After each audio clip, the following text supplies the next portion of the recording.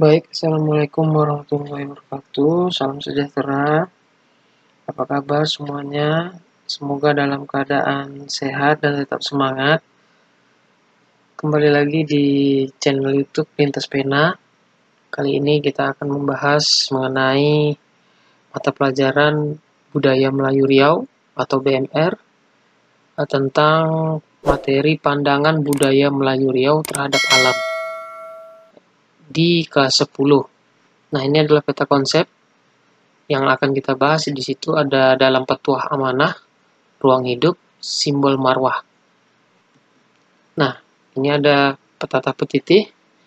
Apalah tanda si kayu kelat, buahnya lebat, pucuknya banyak. Apalah tanda Melayu beradat, marwahnya lekat, ilmunya nampak. Buah pinang masak sebiji, pagi hari jatuh ke tanah. Bertuah orang tahu mengaji, kajinya sampai membawa faedah. Oke, di materi pertama ini yaitu dalam petuah amanah. Pandangan budaya Melayu Riau terhadap alam sangat khusus. Dalam buku Tunjuk Ajar Melayu yang disusun Tenas Effendi 2013, perhatian khusus terhadap alam ini diperlihatkan dengan mencantumkannya sebagai satu dari 10 petuah amanah. Dapat dikatakan ke-10 petuah dan amanah tersebut saling berkaitan dan berketergantungan.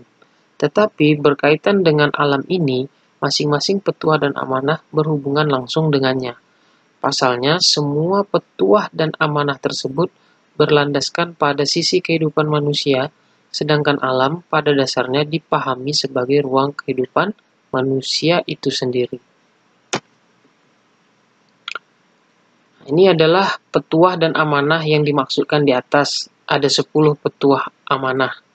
Ada petuah amanah guru kepada murid, petuah amanah orang tua kepada anak, petuah amanah kehidupan rumah tangga, petuah amanah yang bersifat umum, petuah amanah mendidik dan membela anak, petuah amanah kesetiakawanan sosial, petuah amanah menghadapi hari kemudian, petuah amanah pembinaan rumah tangga dan keluarga sejahtera, petuah amanah kepemimpinan, dan yang terakhir petuah amanah alam lingkungan. Dapat disimpulkan bahwa petuah amanah berhubungan langsung dengan petuah-petuah amanah yang lain. Misalnya, petuah amanah dari guru kepada murid akan dapat diwujudkan karena adanya alam. Nah, di sini ada gambar ilustrasi tentang perkampungan Melayu, ya. Nah, yang kedua itu tentang ruang hidup. Menurut Tenas Effendi, orang tua-tua Melayu mengatakan bahwa kehidupan mereka amat bergantung kepada alam, yang meliputi hutan, tanah, laut, selat, pulau, suak dan sungai, tasik dan danau. Nah, menurut Yusmari Yusuf, berkaitan dengan ihwal tempat tinggal yang bergantung pada alam, sebagai inti dari posisi alam sebagai ruang hidup tersebut. Menurutnya, sungai dan laut menjadi kawasan orientasi ruang karena di kawasan perairan tersedia beragam fungsi. Secara studi sosial, Melayu selalu disebut sebagai masyarakat akuatik. Dampak ikutannya orang Melayu memiliki tabiat dasar membangun perkampungan dalam pola pemukiman yang mengikuti garis atau tebing, sungai, dan selat. Nah, contohnya kawasan ladang dan huma juga merujuk pada garis sungai dan selat. Musim menanam buah tahunan semua merujuk pada kalender lunar. Musim ikan banyak di laut dan sungai, juga merujuk pada peredaran bulan atau lunar dalam sistem galaksi. Bulan kecil atau gelap kian banyak ikan karena biota laut termasuk makhluk nokturnal. Sebaliknya, musim bulan besar, ikan di laut langka. Nah, ini sandingkan pula keterangan di atas dengan pandangan Tenas Effendi yang menyebutkan bahwa alam menjadi sumber nafkah dan juga unsur-unsur budayanya. Nah, dalam ungkapan dikatakan, kalau tidak ada laut, hampalah perut, bila tak ada hutan, binasalah badan. Dalam ungkapan lain dikatakan, kalau binasa hutan yang lebat, rusak lembaga, hilanglah adat. Nah, yang ketiga adalah simbol marwah. Nah, dalam simbol marwah ini yang pertama yaitu tentang keberadaan budaya. Kalau binasa hutan yang lebat, rusak lembaga, hilanglah adat. Artinya kebiasaan hutan menyebabkan hilangnya lembaga maupun adat. Dapat disebutkan bahwa lembaga adat sebagai simbol marwah akan hilang kalau hutan lebat telah binasa. Posisi ini mempertahankan adat itu diumpamakan dengan kematian anak yang malahan menetapkan bahwa Melayu Riau merasa lebih baik mati anak daripada mati adat. Ungkapannya berbunyi, lebih baik mati anak asal jangan mati adat. Nah, ungkapan tersebut harus dimaknai sebagai meletakkan adat pada posisi tinggi yang ternyata menempatkan alam sebagai sesuatu yang di puncak. Ungkapan itu harus ditafsirkan pula sebagai bandingan bagaimana Melayu Riau menempatkan kepentingan pribadi dengan khalayak umum. Anak menyangkut kepentingan pribadi, sedang adat menyangkut orang banyak. Dengan demikian, orang banyak lebih dipentingkan dibandingkan kepentingan pribadi. Sehingga kita mementingkan kepentingan khalayak umum dibandingkan kepentingan pribadi. Nah, yang kedua adalah wilayah adat. Meskipun adat adalah bagian dari budaya berkaitan dengan tanah, memang harus dibicarakan agak khusus karena unsur penting wilayah adat Melayu Riau yaitu tanah itu sendiri dan hutan yang berada di tanah. Nah, menurut Taufik Ikram Jamil, pola ruang wilayah adat mengikuti unsur kosmologis wilayah adat, yaitu tanah untuk kehidupan dan hutan sebagai rumah bagi spirit kemelayuan atau marwah. Hutan tanah bagi masyarakat Melayu Riau adalah ruang hidup atau Lebensraum komunal dengan urutan fungsi 1. Penanda eksistensi dan marwah.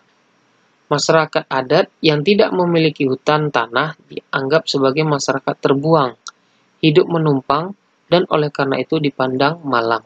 Nah, ungkapannya, barang siapa tidak berhutan tanah, hilang tua habislah marwah. Apabila hutan tanah sudah hilang, hidup hina, marwah terbuang. Nah, yang kedua, itu sumber falsafah dan dinamika kebudayaan. Hutan tanah dengan segala isinya adalah sumber etika dan nilai-nilai yang mewujudkan tunjuk ajar. Yang ketiga, sumber nafkah. Hutan tanah dengan segala isinya dijadikan sumber pemenuhan nafkah setiap makhluk hidup.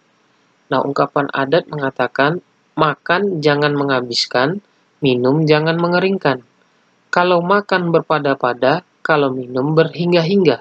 Apabila mengolah tanah, jaga pelihara, jangan memunah.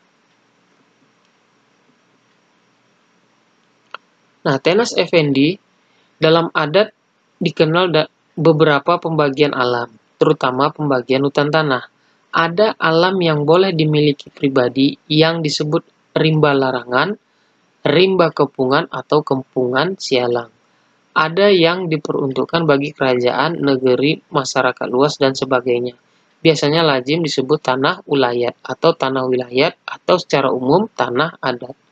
Pada masa dulu, pemilikan, penguasaan, dan pemanfaatan hutan tanah yang tergolong tanah adat dikukuhkan oleh raja melalui surat keputusan.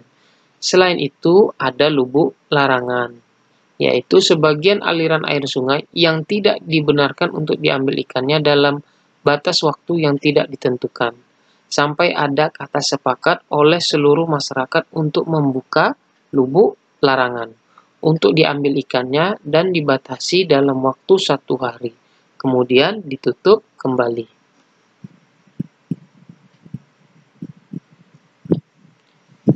Baik, ini adalah petuah untuk materi kita kali ini, tunjuk ajar Melayu. Tanda orang memegang adat, alam dijaga, petuah diingat. Tanda orang memegang amanah, pantang merusak hutan dan tanah. Tanda orang memegang amanat terhadap alam berhemat cermat. Tanda orang berpikiran panjang, merusak alam ia berpantang. Tanda orang berakal senonoh, menjaga alam hatinya kokoh. Tanda orang berbudi pekerti, merusak alam ia jauhi. Semoga dengan petuah ini semakin memahami bahwa pentingnya kita untuk menjaga alam. Sekian, terima kasih. Jangan lupa di subscribe, like, komen, dan share video ini. Terima kasih. Assalamualaikum warahmatullahi wabarakatuh.